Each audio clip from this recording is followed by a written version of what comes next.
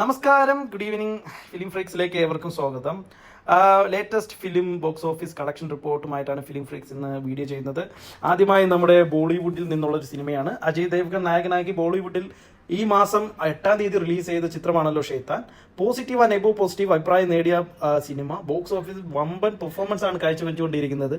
വെറും 2 ദിവസം കൊണ്ട് വേൾഡ് വൈഡ് ബോക്സ് ഓഫീസിൽ നിന്നും 50 കോടി രൂപയാണ് ഈ പടം കളക്ട് ചെയ്തിരിക്കുന്നത്. ഇന്ത്യൻ ബോക്സ് ഓഫീസിൽ നിന്നും 34.37 ലക്ഷം രൂപയാണ് വെറും 2 ദിവസം കൊണ്ട് ഈ സിനിമ കളക്ട് ചെയ്തിരിക്കുന്നത്. ഇതോടുകൂടി ബോളിവുഡിലെ ഈ കൊല്ലം ഇറങ്ങിയ 2ാമത്തെ ഹിറ്റ് ചിത്രമായി മാറിയിരിക്കുകയാണ് ഷെയ്ത്താൻ.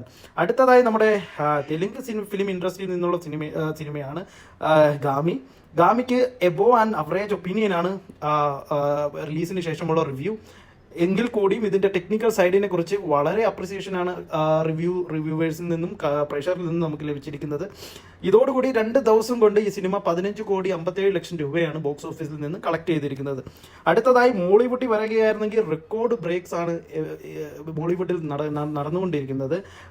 ആദ്യമായി പ്രേമലുവിനെ കുറിച്ചാണ്. പ്രേമലു കഴിഞ്ഞ മാസം റിലീസ് ചെയ്ത് നസ്ലിൻ നായകനായി എത്തിയ സിനിമയാണല്ലോ. Latest report, box office report പ്രകാരം ഈ സിനിമ 100 കോടി ക്ലബിൽ ഇടം പിടിച്ചിരിക്കുന്നു. അതായത് മലയാളത്തിലെ 5ാമത്തെ 100 കോടി സിനിമ എന്ന നേട്ടം നസ്ലിൻ അഭിനയിച്ച് പാവന സ്റ്റുഡിയോസിന്റെ ബാനറിൽ ഇറങ്ങിയ പ്രേമലു നേടിയിരിക്കുന്നു. നമുക്കിതുവരെയും പ്രേമലുവിന്റെ തെലുങ്ക് വേർഷൻ റിപ്പോർട്ട് ഇതുവരെയും ലഭിച്ചിട്ടില്ല. ഇതും തെലുങ്ക് വേർഷൻ കൂടി എത്തുന്നതോടെ പ്രേമലു വേറൊരു ലെവലിലേക്ക് എത്തുമെന്ന് നമുക്ക് ആശംസിക്കാം. അടുത്തതായി നമ്മുടെ ദിലീപ് ഏട്ടൻ നായകനാക്കി മാർച്ച് 8-ന് റിലീസ് ചെയ്ത സിനിമയാണല്ലോ തങ്കമണി.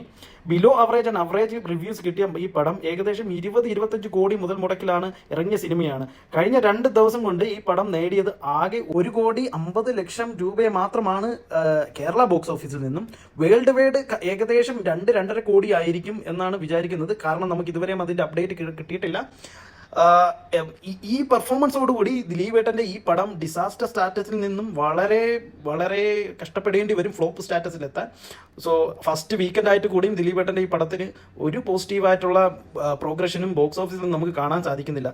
അവസാനമായി എങ്ങും തരംഗമായ റെക്കോർഡുകൾ ഭേദിച്ചുകൊണ്ടിരിക്കുന്ന നമ്മുടെ സിനിമയാണല്ലോ മഞ്ഞുമൽ ബോയ്സ്. കഴിഞ്ഞ ദിവസം പുറത്തു വന്ന റിപ്പോർട്ട് പ്രകാരം 140-142 കോടി രൂപ ഈ സിനിമ വെറും 17 ദിവസം കൊണ്ടാണ് നേടിയത്. ഇന്നത്തെ കളക്ഷനോട് കൂടി 150 എന്നുള്ള ഒരു മൈൽ സ്റ്റോൺ കൂടെ ഈ സിനിമ 2ാമത്തെ മലയാള സിനിമ ഈ ഒരു റെക്കോർഡ് ഭേദിക്കുകയാണ്. ആൻഡ് നമ്മുടെ ഇന്നത്തെ പ്രീ സെയിൽ റിപ്പോർട്ട് പ്രകാരം ഇത് 150-152 ഈ റേഞ്ചിൽ കളക്ഷൻ നേടുമെന്ന് നമ്മൾ ആശംസിക്കുക. അടുത്തതായി ഈ പടം ബ്രേക്ക് ചെയ്ത റെക്കോർഡുകൾ നമുക്ക് നോക്കാം. പുലിമുരുകൻ എന്ന സിനിമ, ലാലേട്ടന്റെ 2018 ഇറങ്ങി പുലിമുരുകൻ എന്ന സിനിമയാണ് ഈ സിനിമ ഇപ്പോൾ അതിന്റെ റെക്കോർഡാണ് ഇപ്പോൾ ബ്രേക്ക് ചെയ്തിരിക്കുന്നത്.